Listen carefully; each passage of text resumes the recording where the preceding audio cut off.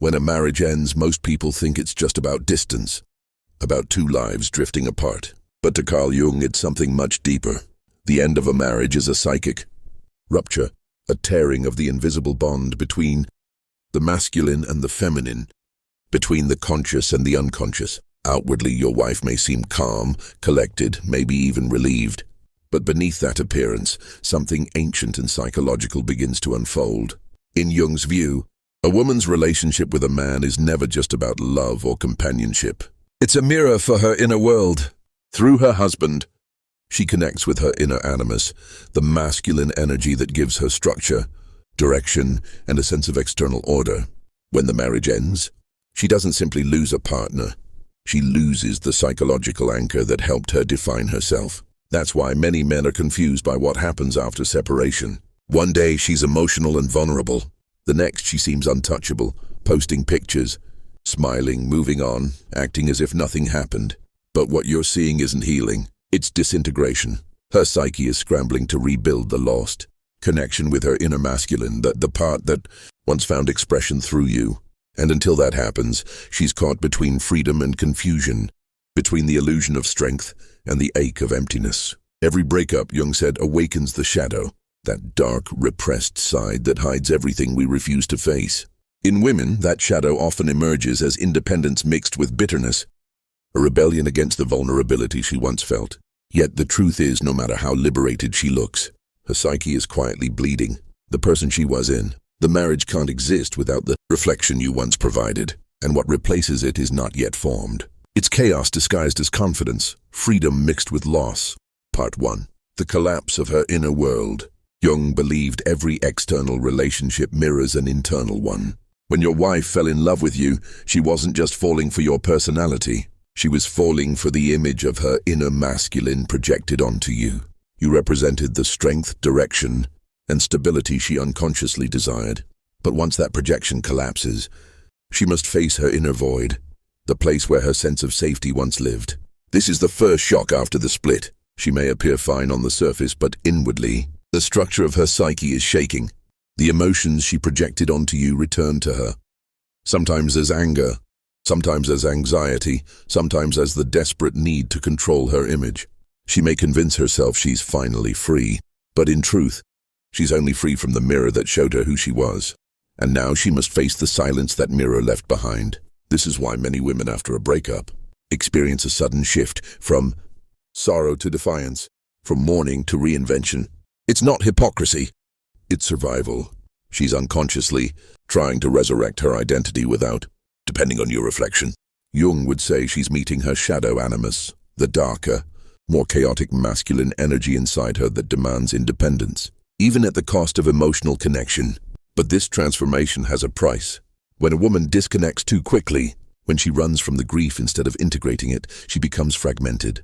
The new her, she presence to the world is often a defense mechanism, a persona, created to hide the internal collapse. It's why so many post-divorce women seem powerful yet restless, radiant yet empty. The inner marriage within her has broken, and she must either rebuild it consciously or remain haunted by its ruins. Part 2.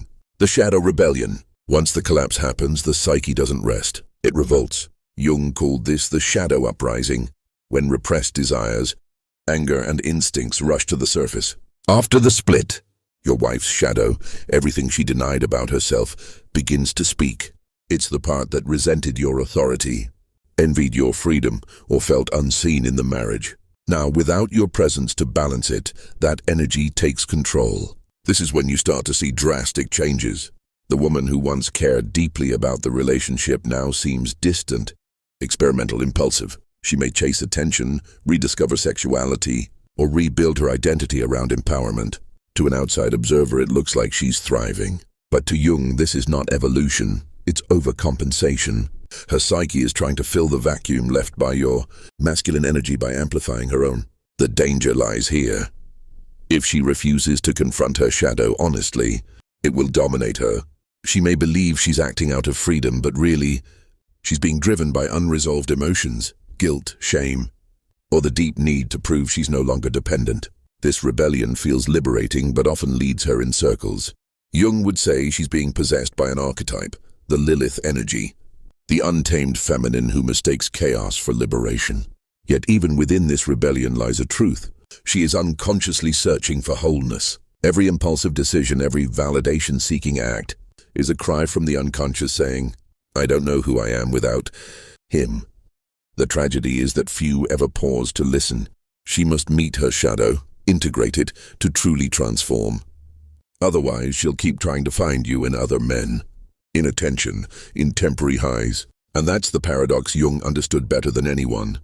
The more a woman tries to escape the man she once loved, the more she is haunted by his symbolic presence in her soul. Part 3. The illusion of moving on. After the shadow rebellion comes the illusion. To the world, your wife appears to have found peace, smiling, traveling, rediscovering herself. Social media becomes her new mirror, reflecting the image of a woman who is finally free. But Jung would warn that this freedom is often a mask the psyche wears to hide its disorientation. What looks like moving on is usually the ego defending itself against the pain of fragmentation. You see, the feminine psyche craves meaning as much as connection. When she loses her partner, she doesn't just lose love. She loses a story, the narrative of who she was in relation to you. Now, in the absence of that structure, she builds a new one through activity, attention and affirmation. Every post, every compliment, every adventure becomes a small ritual to convince herself that she is still whole. But the unconscious cannot be deceived. Deep inside, the unhealed emotions remain, waiting. Jung wrote that whatever we refuse to confront within ourselves will appear outside as fate. And for many women, this means repeating emotional cycles with new partners. She may attract the same masculine archetype in a different form, the same energy, the same pattern, only with a new face, because the inner wound has not yet been transformed, only hidden. This is why the illusion of moving on feels so fragile. The laughter feels forced, the empowerment short-lived. She may tell herself she's happier now, but the nights bring silence, the kind that reveals the truth the daylight hides. In that silence, she senses the absence of something she cannot name, not you as a man, but you as a symbol. The masculine energy that once ordered her chaos, that gave her direction, that grounded her emotions in something larger than her moods. Jung called this the moment when the soul realizes its mask. The persona of strength begins to crack, and what seeps through is not weakness, but longing, the longing for balance, for wholeness. The illusion of moving on can last months or years, depending on how long she resists this truth. But eventually the unconscious demands to be heard. The image collapses, and what remains is the woman stripped of roles, masks and projections, forced to meet herself. Perhaps for the first time. Part 4. The search for the lost masculine. When the illusion fades, the deeper search begins. To Jung, every woman carries within her the image of her inner man, the animus. During marriage, that inner figure often fuses with her husband. When he leaves, the connection to that inner masculine energy is severed, and the psyche begins to search for it unconsciously. This search explains much of the post-breakup behavior men find confusing. The sudden openness to new relationships, the craving for attention, the unpredictable emotional swings, all are attempts to reconnect with the lost masculine principle. But she's not really searching for you, the man of flesh and bone. She's searching for the lost energy of structure, purpose and direction that your presence once represented. In Jungian terms, this is an inner quest disguised as external desire. She might think she's looking for a new partner, but she's actually trying to reclaim the part of herself that depended on masculine order. The tragedy is that most people never realize this.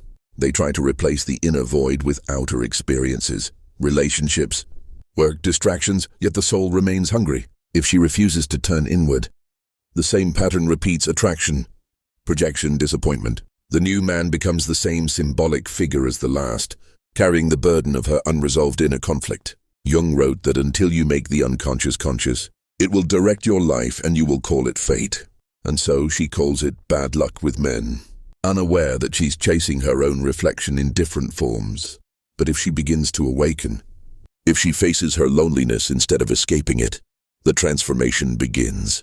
She may experience grief, anger, confusion, but within that suffering lies the seed of individuation.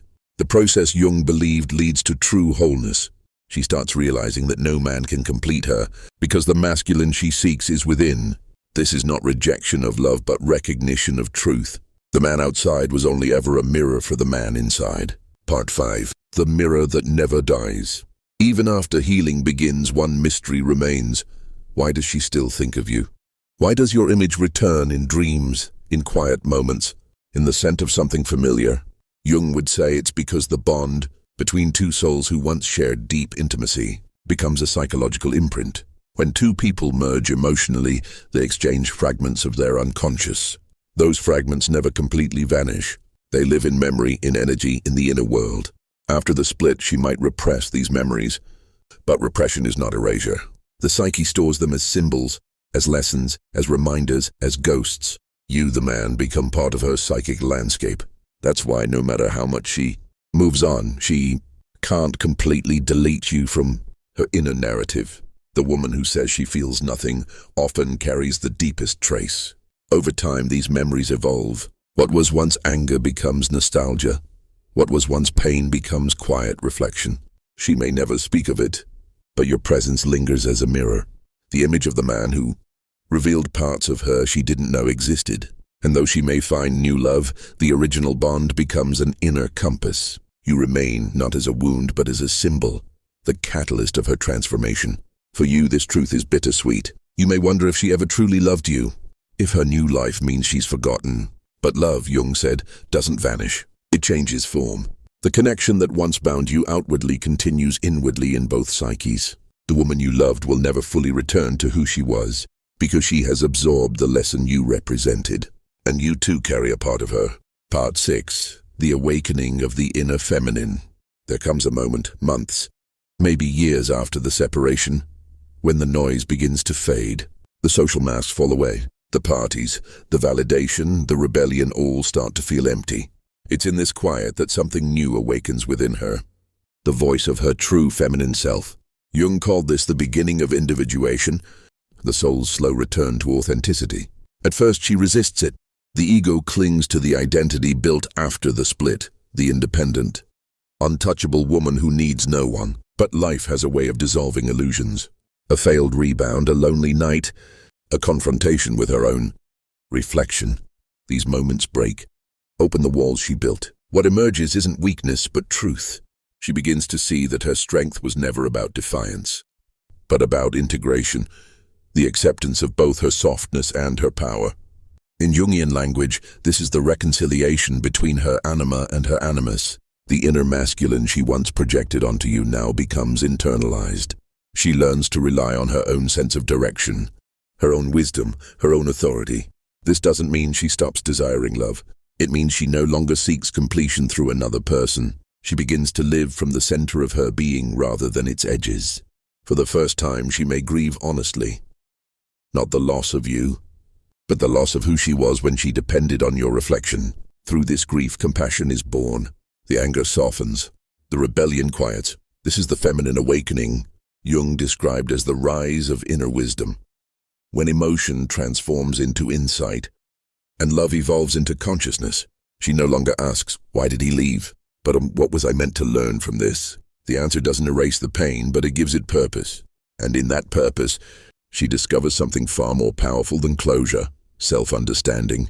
Part 7. Wholeness beyond the relationship. As this awakening deepens, she begins to understand the secret. Jung devoted his life to explaining, every relationship is an invitation to wholeness. What she lost in you was never truly yours. It was a part of herself she hadn't yet claimed, and by losing you, she's forced to reclaim it. This is the paradox of healing. We meet our wholeness only through fragmentation. The woman who once felt shattered now senses a strange calm. She no longer needs to prove she's over you. She simply is. She no longer romanticizes the past or demonizes it. She sees it as part of her evolution. Jung would call this the integration of opposites, the merging of light and shadow, love and loss, past and present. Now, when she thinks of you, it's not with longing, but with understanding. You represented the masculine order her soul needed to balance its chaos. She represented the emotional depth your soul needed to confront its rigidity. She might never tell you this, but deep inside, she carries gratitude, not for the pain, but for the awakening that followed it. Without it, she would have remained asleep, living through projections and fears. Now she moves differently, slower, more conscious, less reactive. She loves not to escape loneliness but to express abundance. She becomes the embodiment of what Jung called the realized feminine.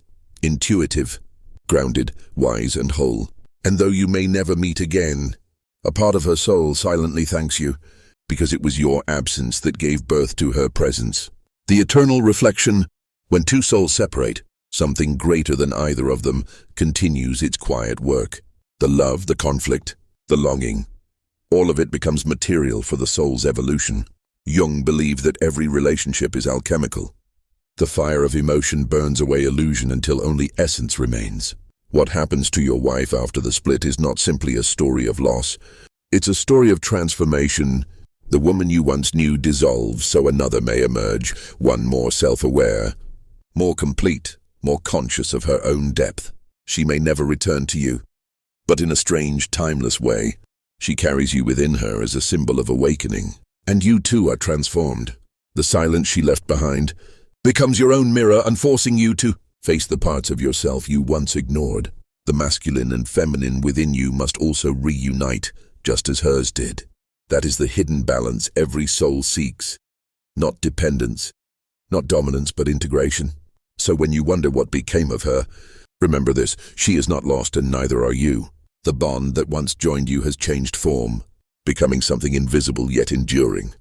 An inner echo that will guide you both toward greater awareness. The story doesn't end with separation. It evolves into meaning. And in that meaning lies the quiet truth Jung understood better than anyone. Every ending is a transformation disguised as loss. And every loss, if faced consciously, becomes the beginning of the soul's return to itself.